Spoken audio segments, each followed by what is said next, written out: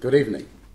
It's great to be talking to you all because you will have seen in recent times the smear campaign against New Zealand First.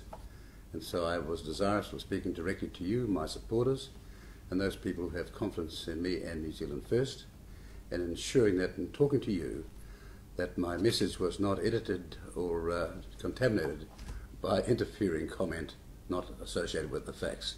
Over 300 people have sent questions in, and I can't answer them all obviously, but on the themes we'll try and answer as many as we possibly can, because in the end your inquiry is important to me.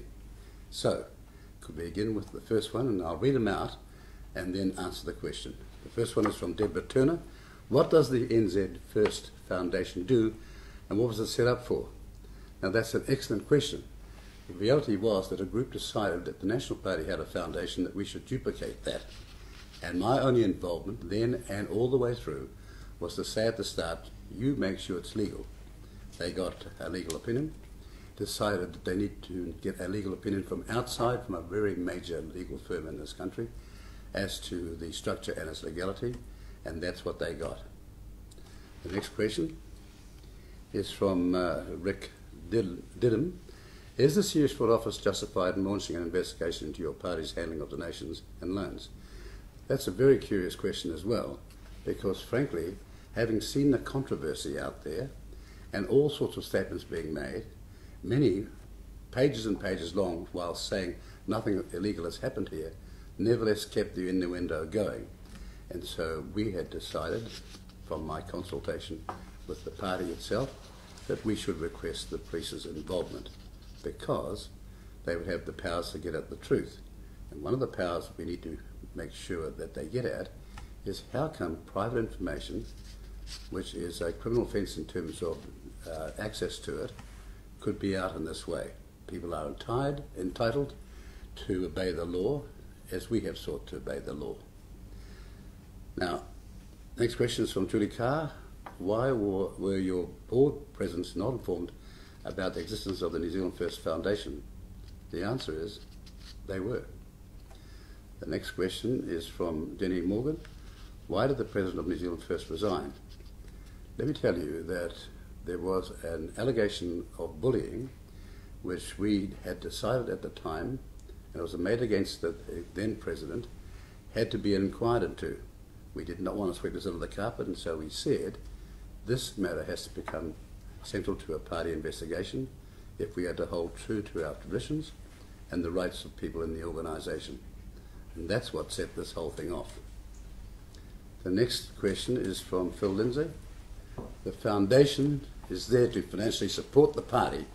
Do other political parties have similar or same foundations or organisations in New Zealand? The answer is yes. NZ Berda says, you say the National Party Foundation was a model for your own foundation. However, they declare all donations as a matter of course. Yet New Zealand First does not do this. Where's the similarity? Again, that question is a misnomer and it's mistaken. The law requires at a certain level disclosure to the Electoral Commission of donations, and under that level disclosure to the party's accounts and to the auditor.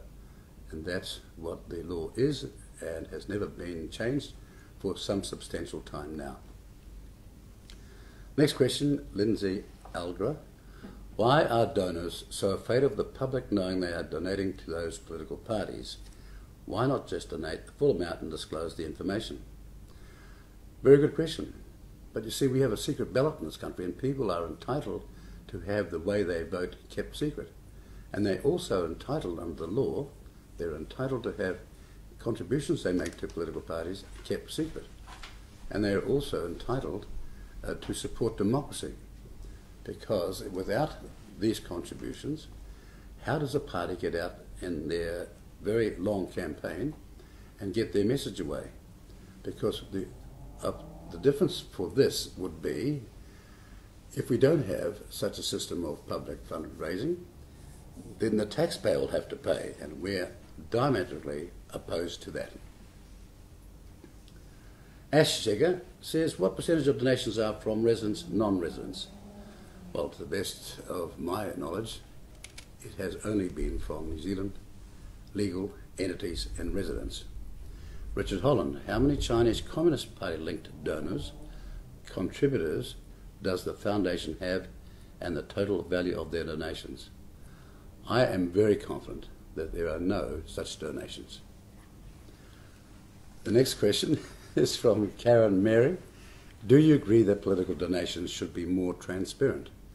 I agree that the law, as it's written, should be observed, and we have happily done so.